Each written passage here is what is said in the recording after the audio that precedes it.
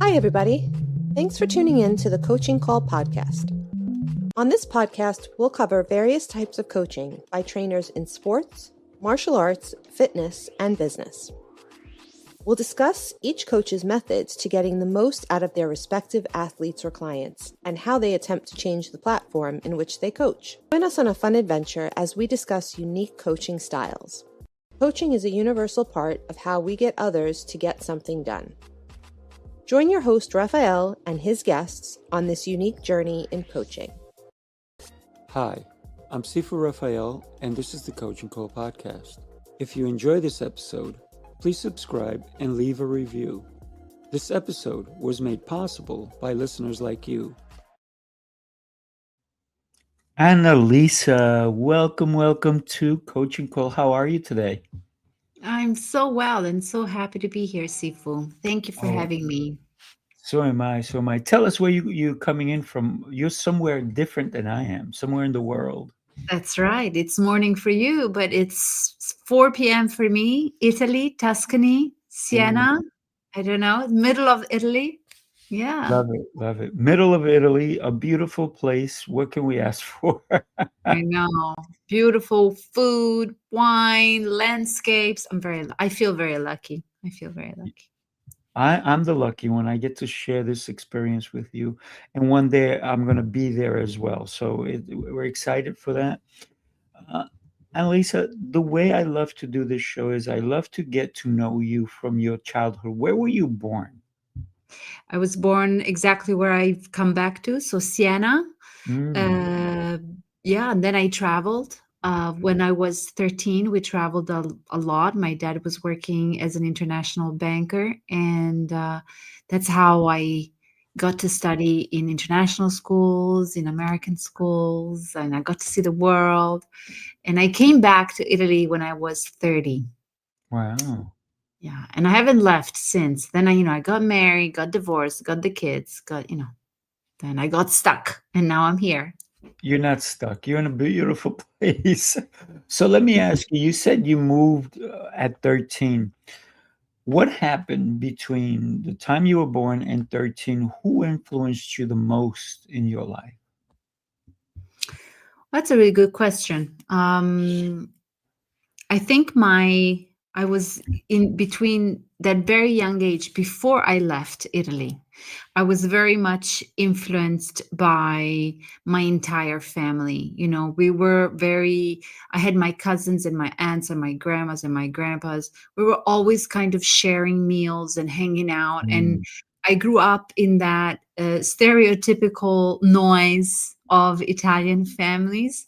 And so I was very friendly. I had lots of friends, and, I modeled that outside of the house. Lots of friends, boys and girls. I used to like playing with boys because they didn't whine as much as girls.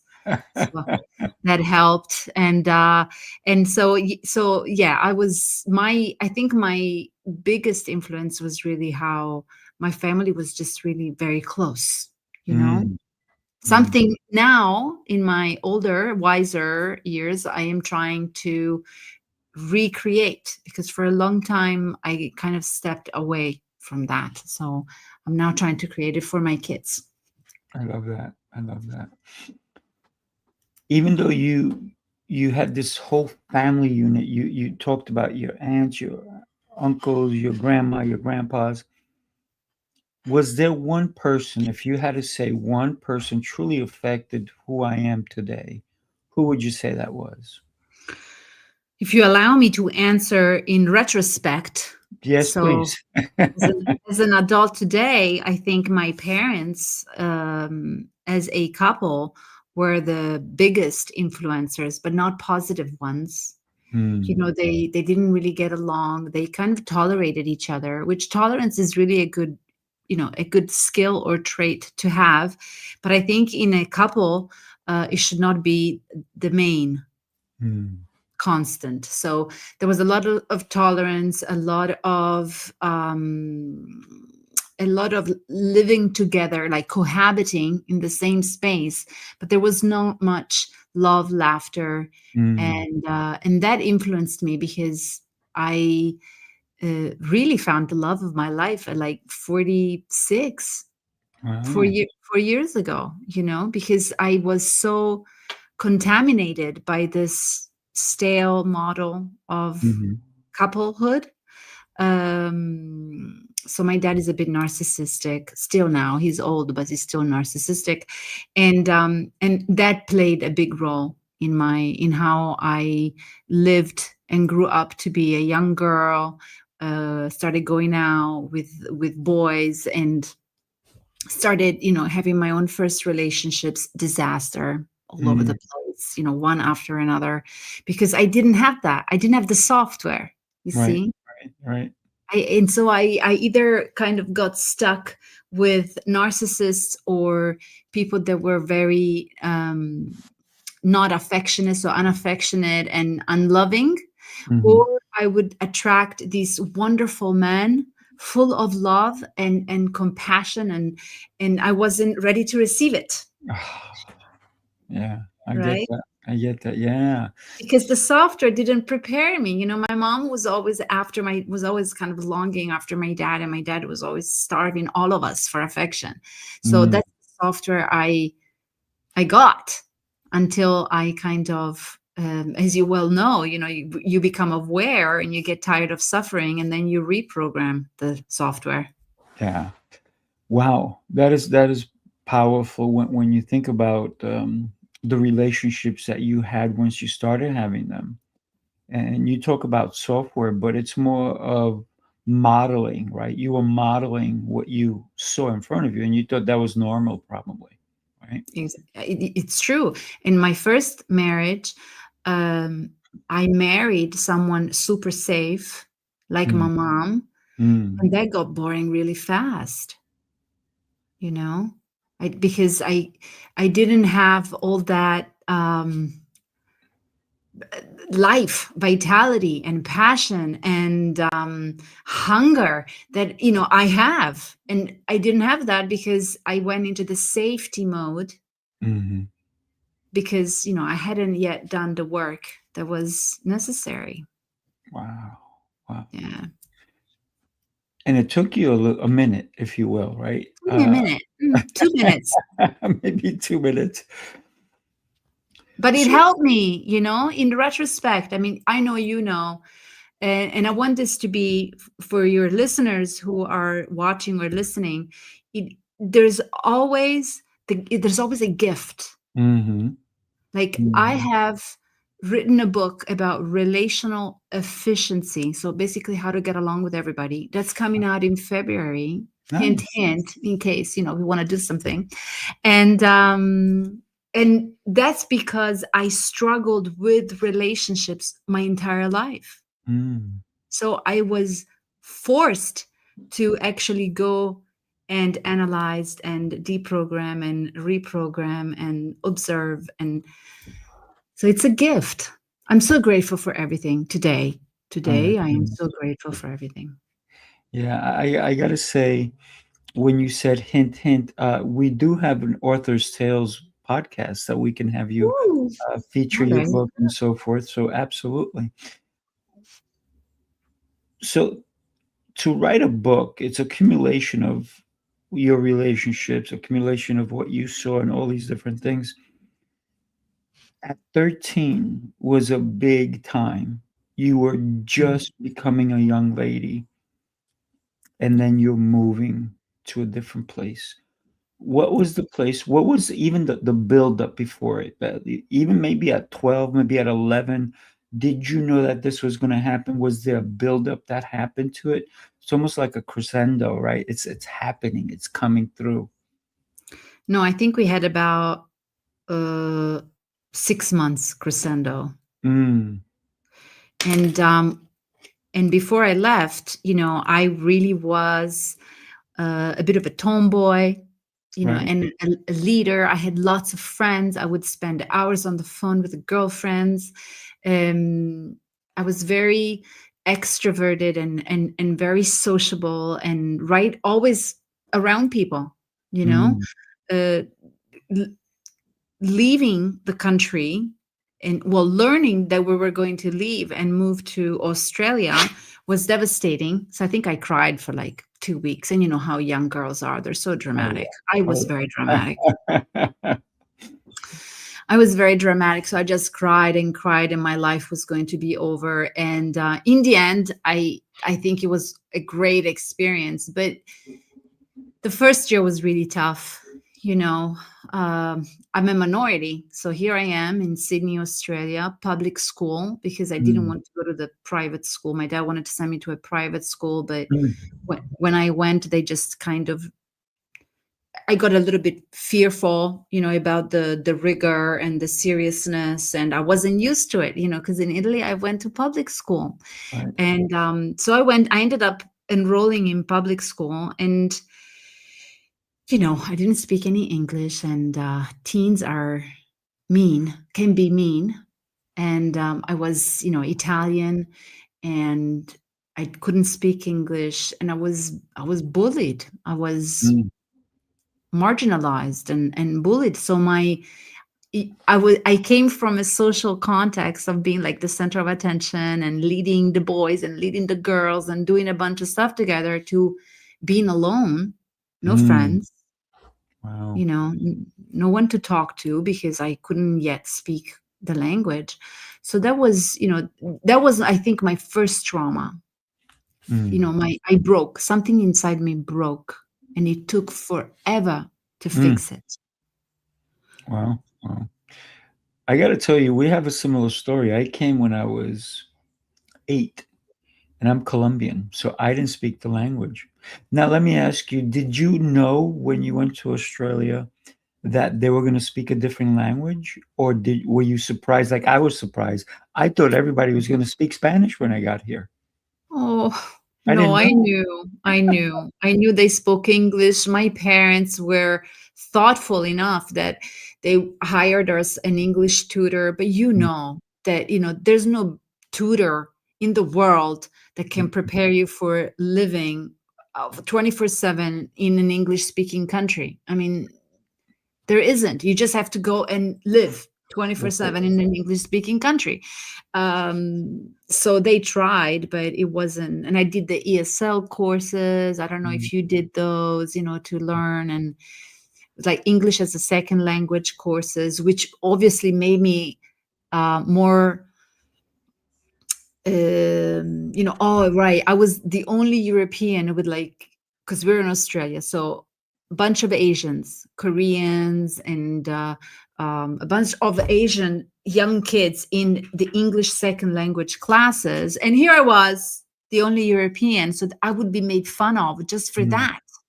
You know, I mean, teens have a lot to struggle with. And so I understand. Now I understand. Back then it was tough, as I'm sure it was for you. A little different. You know, you're a young lady. Just to show you my age, they didn't have ESL back when I was coming in. No one in my school spoke Spanish. There was no such second language. Everything was English. Even the teachers didn't speak Spanish. So I was the only one. Oh my goodness, that must have been tough. It was so much fun. Nobody understood me. And I didn't understand them, but you're correct. The bullying, you know, I was 8 years old, not a teenager. So the bullying was still happening. So a lot of different similarities, different but similar to what you went through, right? Because we all experience life differently. Absolutely. So your parents kind of started getting you in the idea of you're going to be speaking a different language. That was great for you. It had to have helped some, but you still felt chastised, didn't you?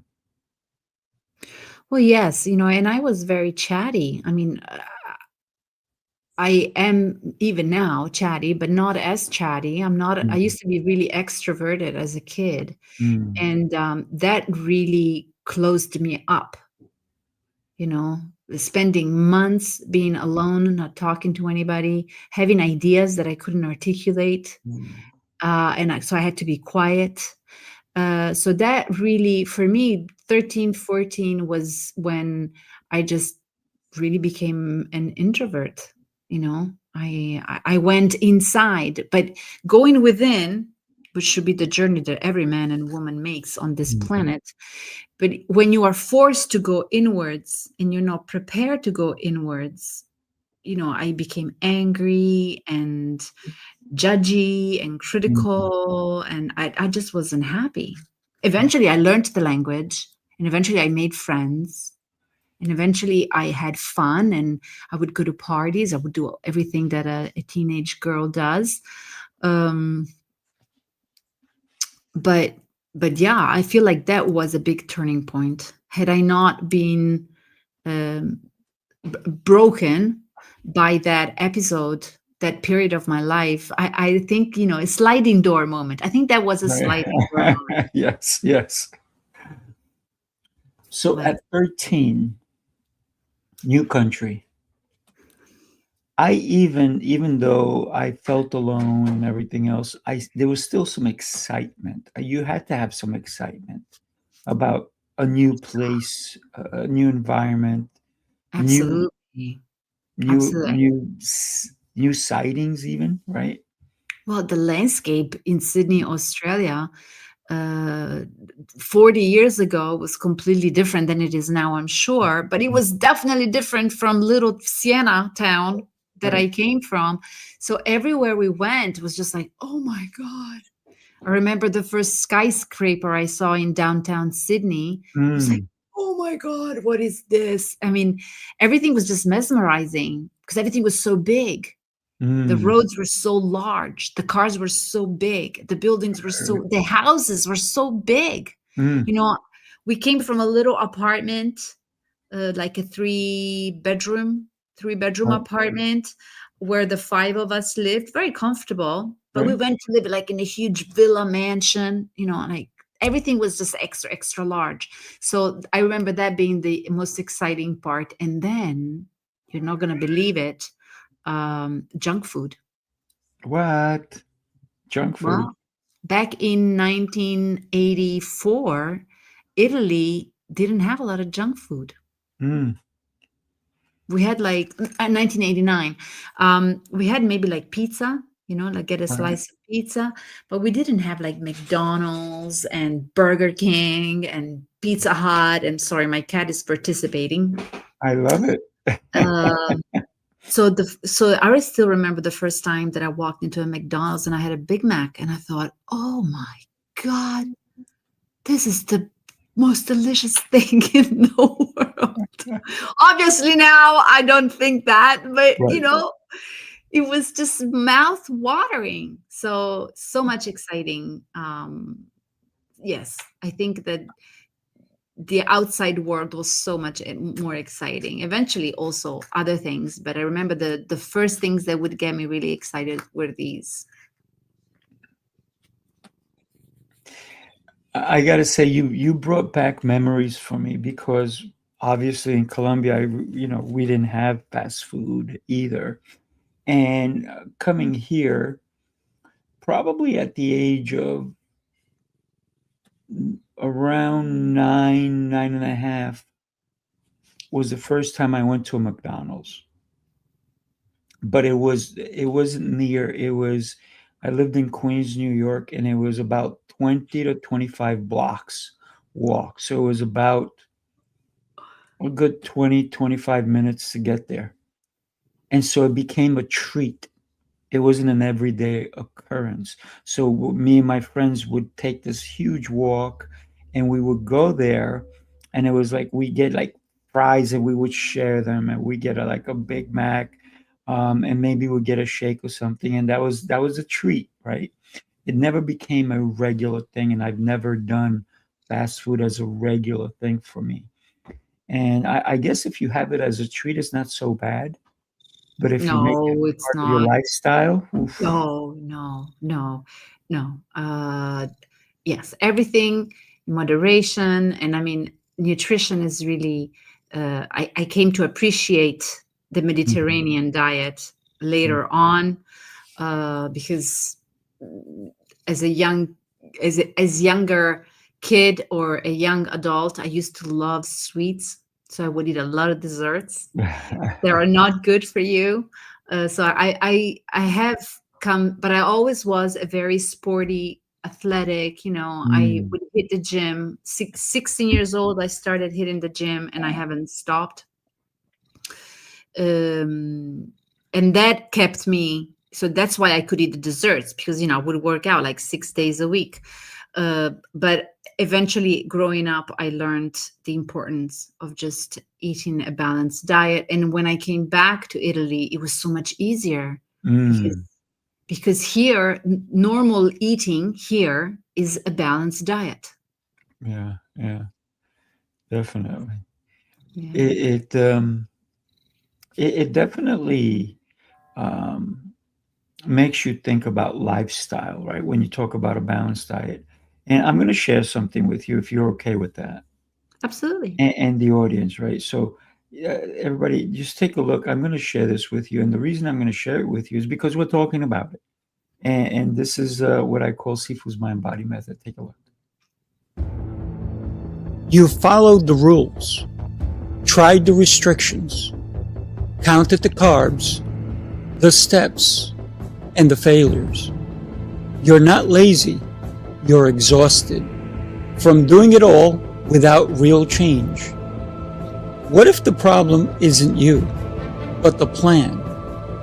Sifu's mind-body method is a 90-day transformation built on 7 unshakable pillars: mindset, movement, nutrition, hydration, fasting, journaling, and faith. This isn't another shortcut. It's your structure, your strength, your reset. You don't need harder, you need better. Ready to begin? Start today. That's it.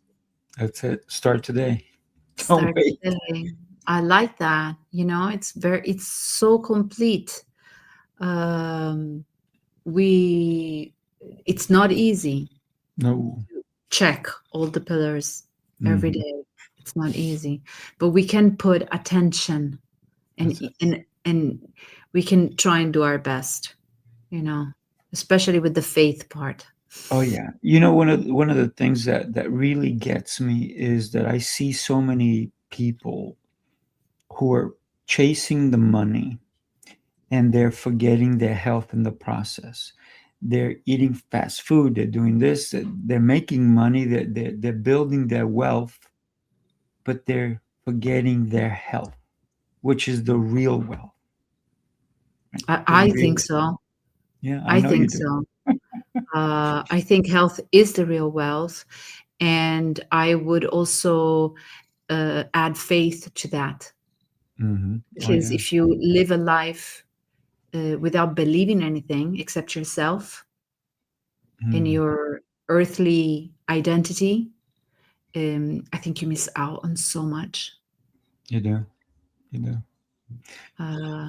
So, Annalisa, from 13 to 30, you were roaming the world, if you will. You went to different places.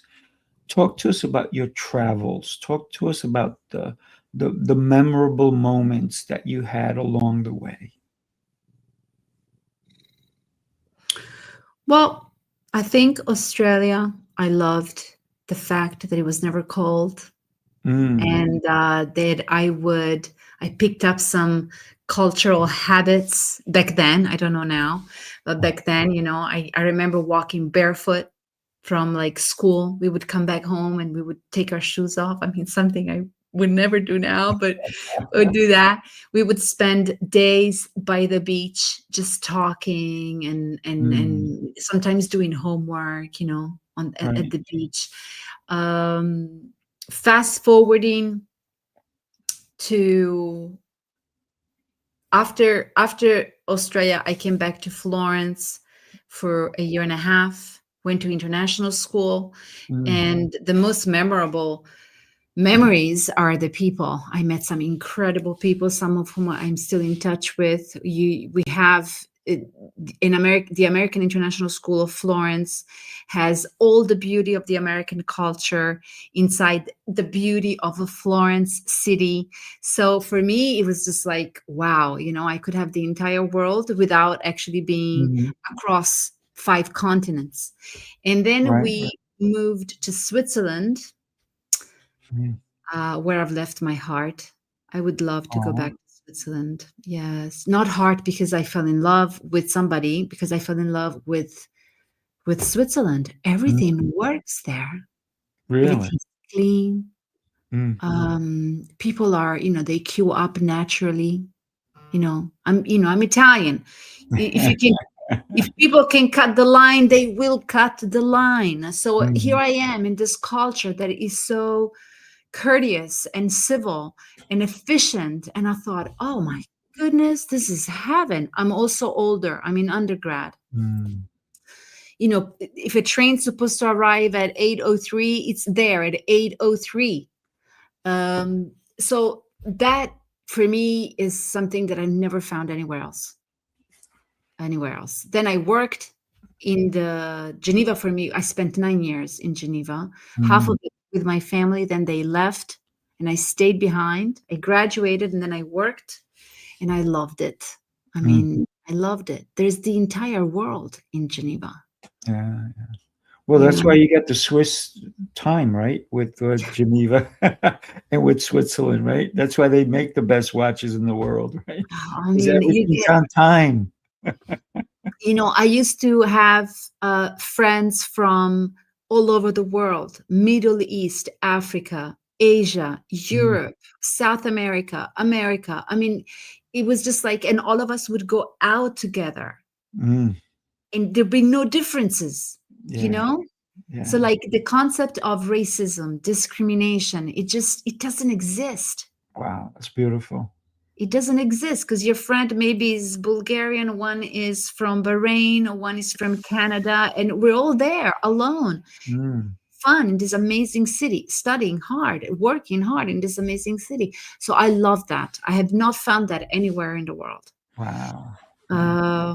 Then fast forward, I'm going to North Carolina, Duke University, to do my master's because I Mm. wanted to get promoted at work. So I leave work, I go get my master's at Duke. And I was there with my best friend. At the time, he was my boyfriend in North Carolina. I mean, Mm. It's beautiful. amazing. The people, everybody was so kind and so mellow. And the roads were so big and parking spaces were so big because by now I'm driving and I'm a woman. So parking, Mm. sometimes is a challenge, but Mm. not in North Carolina because it was great. So, and the food, I love Southern food. So, and also Duke was incredible. I Mm. mean, you're in an Ivy League school, you have standards that are so high. I really got to breathe excellence there, Mm. That's beautiful. Yeah, that's awesome. and like professors had such high expectations from us, but they never ever, or well, at least the ones that I had, they never ever made you feel like you couldn't reach them. They always expected and took it for granted that you could do it. And the Mm. whole system at the public policy school was set that you would get help to do it. So there was a strive for excellence, but also all the support systems around to help you get there. Mm. It's some very treasurable memories. And then I we're love. almost Before 30. you go on, I don't want to. I don't want to leave that alone because you talked about something that's very important, and people don't realize that. What you said is that the professors were accessible so that you can continue your growth, and I think that's an important aspect for anybody who's had a professor that is not fully engaged with their students. Right? That's an important aspect because it helps you grow as a human being, as a person, as a scholar, right? So I think that's an important aspect that we can't let that go by without acknowledging it, right? And also, I don't know how old your listeners are, but if there are students who listen to this, do not let any professor ever doubt yourself. Right. Because the experience that I have here, what I see here in this country, Italy, that it could really take a lesson from the whole Anglo-Saxon education system. And I don't want to generalize. I know there are tough and disconnected and unengaged and uninterested professors in the US as well. Okay, I haven't had the misfortune of having them, but I know that they're there as well. Right. But here, the stereotypical professor, high school, undergrad, grad, they are unhappy, they're stern, they don't really have a conversation with you, they talk down to you, and if they can make you feel inadequate or insufficient, they will. Wow. Like this, but because they're unhappy, because if you loved what you do, boom, you would walk into a room full of people and you would just kind of teach them from joy. That's it. But kids don't understand that. Kids hear their teacher tell them, well, you're not really cut out for this, and there goes the software. Yeah. So if you're listening and you're going to school, listen to the advice that Annalisa just gave you. Great advice. Because you need to step into your own and don't allow anyone else to tell you you're not good enough. Nobody, not even parents, nobody. In fact, I think that courses like self-esteem or how not to be squashed by a toxic relationships, these are the things that should be taught in school, middle, high school, junior high, high school, etc., etc. I love that. You and I are so aligned. It's pretty crazy. Right? And we're worlds apart, but yet we're not. Right? No, we're not. And one of the things I always say to people is, you live in your world, I live in my world. But it's to come and bring our worlds together so we can unite in a great way and make a change and an impact in the world. So I am so happy for this conversation today. Thank you. And Lisa, you are exceptional. And I'm just so happy to call you my friend. And I got to tell you, one of the most important things that we sometimes overlook is relationships, right? You and I are worlds apart, but we have a relationship as friends. And you lit up when you saw me. I lit up when I saw you. So right there, and we've never met in person, and I cannot wait to meet you in person. It's going to be phenomenal.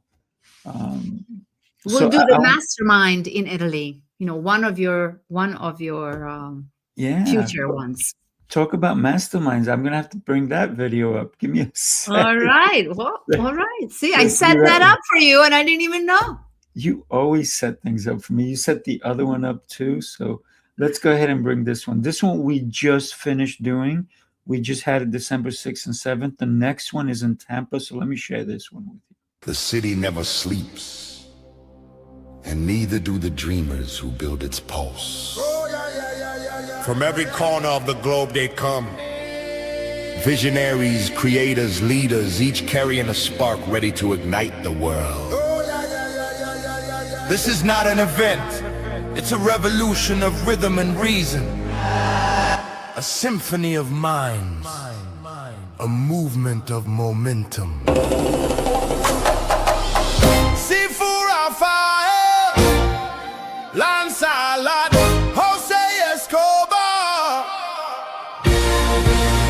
together they set the stage for brilliance. This is the NYC experience. Mastermind, light up the city. They coming from the east, coming from the west. Knowledge on deck, put the truth to the test. Leaders in motion, hearts in sync, dropping wisdom so deep it'll make you think. They bring stories, sweat and flame, different faces, one shared name. Elevation, that's the sound. NYC Experience Mastermind, where purpose is found. I cannot watch that without moving my head. I know. I was. Me too. Yeah, so that's the one that's happening in Tampa. We're going to go in April. We're going to go to Ireland, and you're not that far, so I think you need to bring you to Ireland. But we also want to do one in Italy, and you might be our boots on the ground. So I'm looking forward to that one as well. Me too. Yeah. Absolutely. So all the way to Duke, you've had this incredible experience of traveling all over to this most beautiful places. You went through bullying. You went through not understanding other people to fully understanding. And I think the most important person that you wound up understanding is you, right? How hard was that? And you talked about failed relationships. You talked about a marriage that didn't work out. And you talked about 4 years ago meeting somebody or becoming in a relationship that you can say, man, I am so proud of where I am today. Tell us about that transformation, because it is a transformation. It's the butterfly effect, right? From a cocoon to really recognizing the color of you. Talk to us about that. I think my biggest accomplishment is in this life is exactly what you have described, going from a very bubbly, energetic, lively child to a broken, introverted, misanthropic, critical, judgy, and also mistrusting young adult, to then my 30 was my midlife crisis, and that's where my journey began. You mean your quarter life crisis, right? Quarter life. But for me, normally we speak about midlife crisis. Well, I had it at 30, so I don't think it was midlife, but maybe quarter or whatever. Because you're coming to my 100th birthday party, by the way. So just so you know. Well, there you go. Okay. So at 30, I really did have a huge identity existential crisis. I was in Africa with my wonderful Duke University degree, wanting to shape international development policy. And it's too long, so I'll just condense it to saying that I wasn't living the dream, and I wasn't shaping policy. I was just very miserable and unhappy because I did want to help other people, and I did want to be a change agent, but that wasn't the context. That was what I had, the software, go inside the UN, you live in Geneva, go inside the UN, get the long-term career, get the stability, get the safety, and then climb the ladder. That was the software, my dad installed in my head. Right. But frankly, I wasn't happy. I didn't care about that type of change. And so I left, I resigned, took a year sabbatical. I came back to Italy, and I ended up for a month in a San Franciscan monastery on top of a mountain. I went for 3 days and came back after a month. And that's where I just realized, I had made a big mess of a lot of things. And I had to kind of forgive myself. It took years to do that. Right. For all the things that I had messed up, all the people I had hurt, the people that had hurt me. And I had to, and there began my journey, which honestly, I don't think it's really finished. It's just different, Yeah. But there in that monastery, crying in front of the crucifix, I realized that I needed to heal my own stuff. but I didn't want to go into therapy. I don't have anything against therapists, but it just wasn't my own thing. I just didn't feel like going to talk into therapy. So I went into the holistic world and I did a bunch of certifications for me. Right. I learned how to meditate. I learned how to do yoga, and I learned about yoga philosophy and spirituality, then Buddhist, then, I did all this. I searched for God really everywhere. Mm.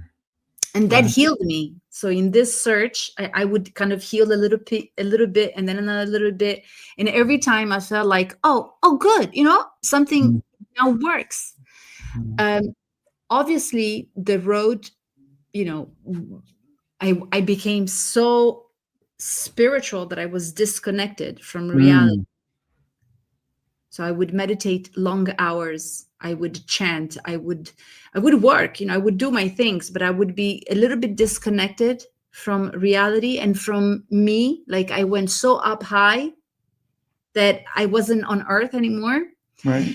And so that brought about a lot of consequences that were not ideal, because people think that spirituality is all good. Well, it is good if you live it with your feet on the ground, rooted in earth. Otherwise, it can lead you to things and places and people that are no good. So I did that in the self-discovery process. That's where I met my ex-husband. That's where I went into a marriage that, honestly, today I would never go into, because we were not good for each other. Right. But it was safe and it was peaceful, and I mistook that for love. And so again, the work, continues. It's like, well, what didn't you understand? Like now you gotta fix something else. Like, and I think that the biggest, if I could give one advice, is to forgive yourself. Like we need to really do this self-forgiveness and forgive everybody. Right. Because when you go through that, it's though your lungs expand and you breathe so much better, and so much more wonderful things, new things can come into your life. And so the last bit of the journey, so the last few years, has really been like to forgive myself as much as possible, and to accept myself as much as possible.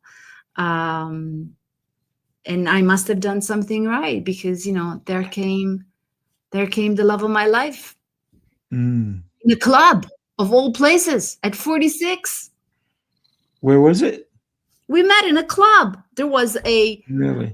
There was like it was during COVID, and there was a big break. You know how we had intervals where you could go out with the masks and the thing. Right. So during that time, we were all starved for fresh air and outings, and so they were organizing a revival for old people at the club. Well, old people, like let's say over 40s, over 40s people. And a friend of mine said, "Come." I'm like, "All right."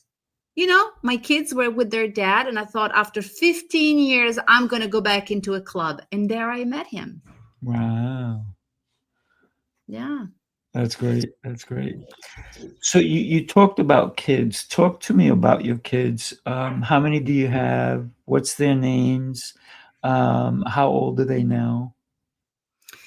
My son is 14 and a half. My daughter is almost 12 in 2 months.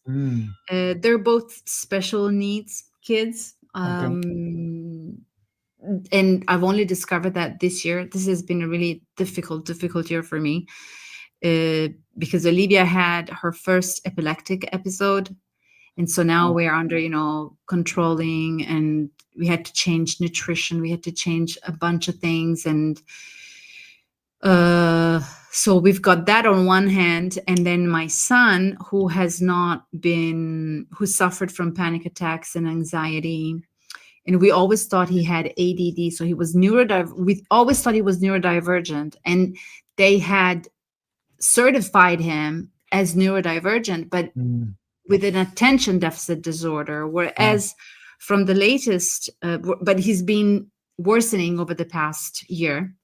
And so I went and said, there's something wrong, I don't feel like he's progressing. He's not on medication. So he's not taking anything.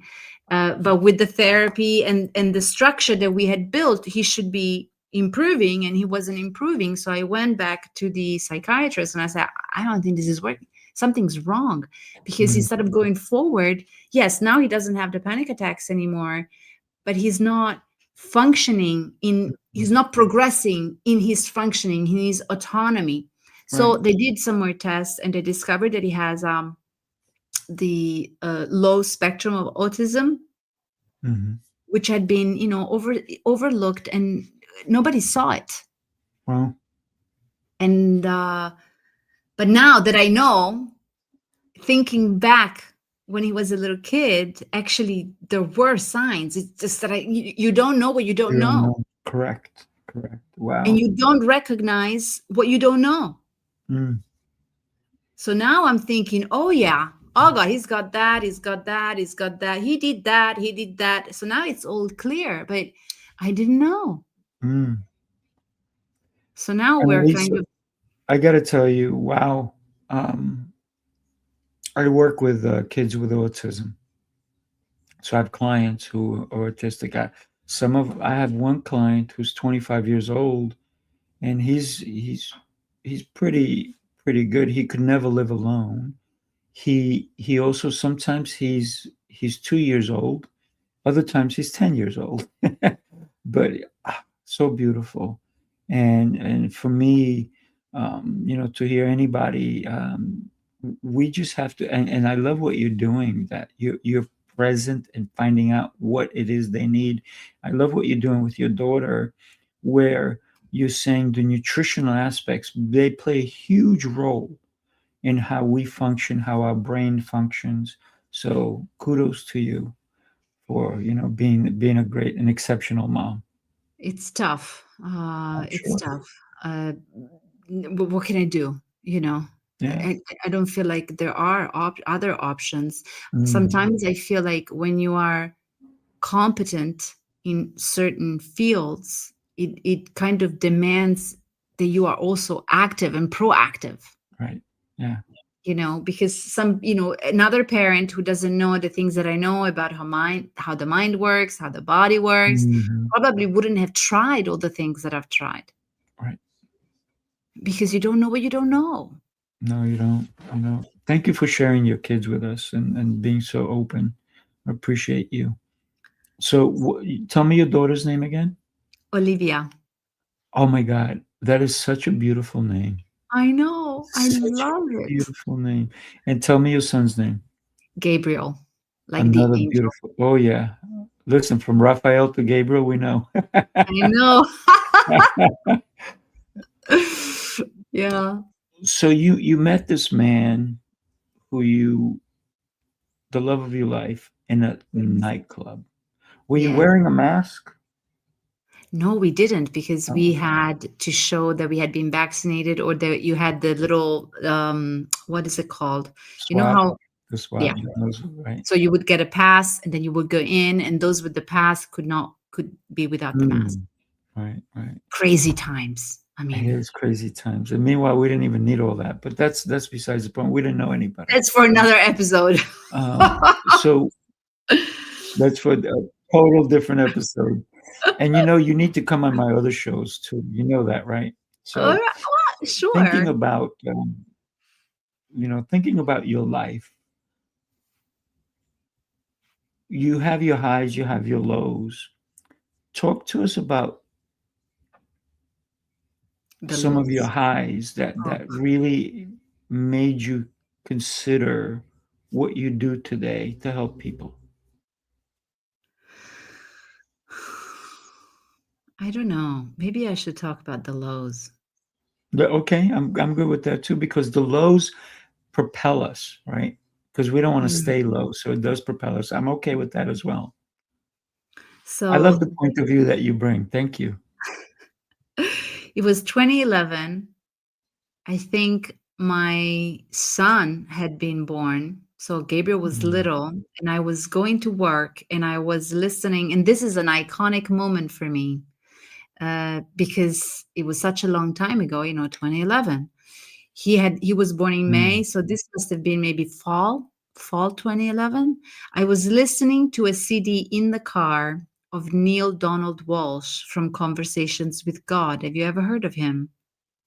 Mhm. It doesn't matter. It doesn't matter. So I have. I felt okay. So I read the book, fell in love with the whole concept. I read the trilogy, then I read more books, then I bought the CDs, and finally I was in the car driving, listening to the CD, and he was guiding an exercise. And in this exercise, he kind of, which now I know is the ideal scenario exercise, but back then I didn't know anything. So, so he guides this ideal scenario exercise. So if you had all the money in the world and you were free to choose anything in the world, how would you serve humanity? How would you bring value to the world? Mm. And I was driving, so I had to stop because I had this vision of me teaching people and me teaching people how to better themselves. So it was all very foggy, of course. And then I thought immediately, the logical brain, well, how are you going to do that? You don't know how to do public speaking. You don't know. But the seed had been planted. And this came in a low moment because I wasn't happy. I wasn't going to work happily, I wasn't happy in my job. I wasn't happy in my marriage. It just was not a happy moment. And this came. And this was, in 2011, the little seed that has shaped my, the rest of my life, really. The past, how many years? 2026 minus 2011? How many is that? We're still in 2025. Don't go ahead of yourself. 20, 15, right? 14 years. Oh, 11, yeah. 14 years. 14 years. It's taken me, and now I'm actually doing what I love. I teach people how to better themselves through self-awareness and behavior checking and altering. Yeah, modification, right? Behavior modification. It's so important what you're doing, and I love what you're doing because it's actually telling people, look in the mirror, but really, really look, because you're not just seeing the surface. You got to go deep, right, inside. So I love that. Absolutely. And we talked about your transformation. So now your transformation is allowing you to help others to see who they are, right? And every little pain helps me help better. This is another thing that I think is so important, because when we feel it, I mean, I have done this in the past. When you are in pain because maybe someone's left you, or someone's lied to you, or your business partner has betrayed you, whatever pain, it is hard to see the beauty in that pain. Yeah. And I feel like, and this is where faith plays such an important role, because if you have faith, big enough faith, you know that pain is part of such a wonderful, magical, bigger design that is there to help you to see, feel, understand, deprogram, reprogram something, so that then you can go and do something wonderful. Exactly. I always say the only reason God has you going through this is because he knows you can handle it. Otherwise, you wouldn't be going through it. And some of us are stronger than others. And so some of us, we get challenged a little bit more, if you will, right? Absolutely. Yeah. So you shine a light on somebody and show them their brilliance. It's almost like you somebody's battery died, and you come along with the charger and you go, here, let me help you charge your battery, right? Let's reset And I love that you do that kind of work. What has been the most rewarding part of what you've been doing? Well, I work in companies, so I work in the business consulting world. So you would think that, doubling one's revenue would be my biggest accomplishment, but it isn't. Right. It isn't, because what I remember now, and they still bring tears to my eyes, is the marriages that I've saved, and parents, children reconnected. Because of course, when you go into behavior mapping, you really look at, as you said, you look at yourself, but not at the wrinkles or the white hair. You look at how you show up. You look at how you show up in that relationship. You look at how you show up with your team, with your wife, with your son. And you take responsibility for what you see, because you're doing that. But if you see that and you take responsibility for that, you can do something better. Right. And so when I've managed to have very special clients who were ready to own it and change it, I've saved marriages and I've saved parent-child relationships just because one of the two changed their behavior. Because I don't do therapy. I don't do couple therapy. Right. But I can tell you with absolute certainty, because it has happened so many times, that if you have a husband and wife, they love each other, obviously. So it's not a violent, it's not a toxic, it's not a dysfunctional relationship. There is love. Right. But after many years, sometimes they don't know how to talk to each other. And it gets boring and it gets like stagnant, right? So one of these two people changes their awareness, their attention, their intention, and the marriage just blooms like a flower in springtime. It is incredible. You don't need both people, you just need one. Yeah. And that's the same with children. I have tested this many times with my own children before finding out about their situations. And it's true. If I want them to, when they were little, if I didn't want them to throw tantrums, I had to show up in a different way before the tantrums times. Yeah. So that the tantrum would never actually manifest itself. So it really is a very deep self-ownership. Like, you really have to own all the little things you are willing to do, the ones you are not willing to do, and the ones you are trying to do. I mean, we're not perfect. I don't strive for perfection. I just strive for showing up, for putting in the effort, for putting in the time. Right. I love the spark effect. Right. Yeah, I love that idea. When one person is so bright that you can't help it but look and go, "What are you doing? Let me be part of that as well." Right. I got to tell you, I love the energy you bring. I love what you're doing. I love how you go into retrospect and you go, "Let me think about all of the things I've experienced and how I can share that with the world."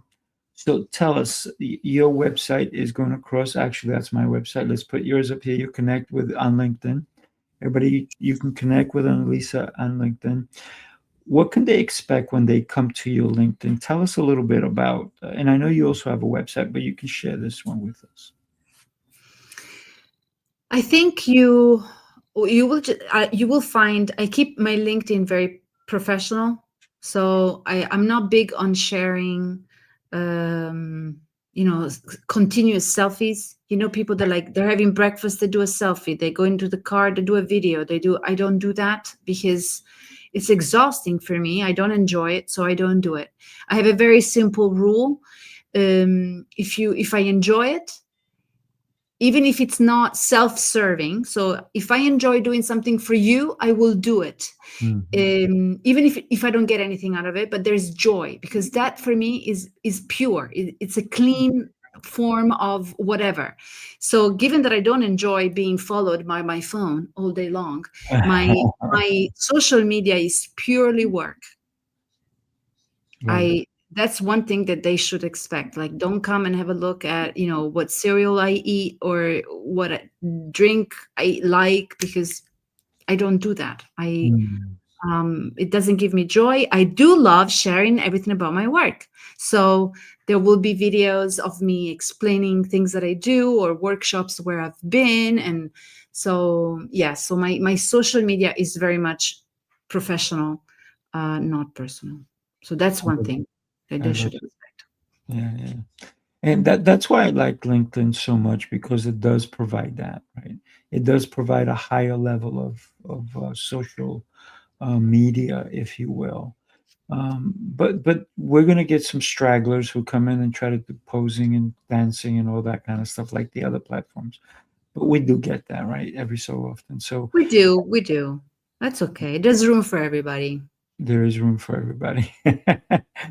I got to tell you, exceptional time with you. Wow. Thank you for letting us get to know you, letting me get to know you more.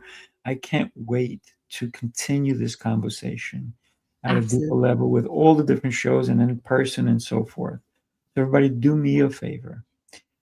Share this episode with somebody who needs to learn the lessons that Annalisa just taught us.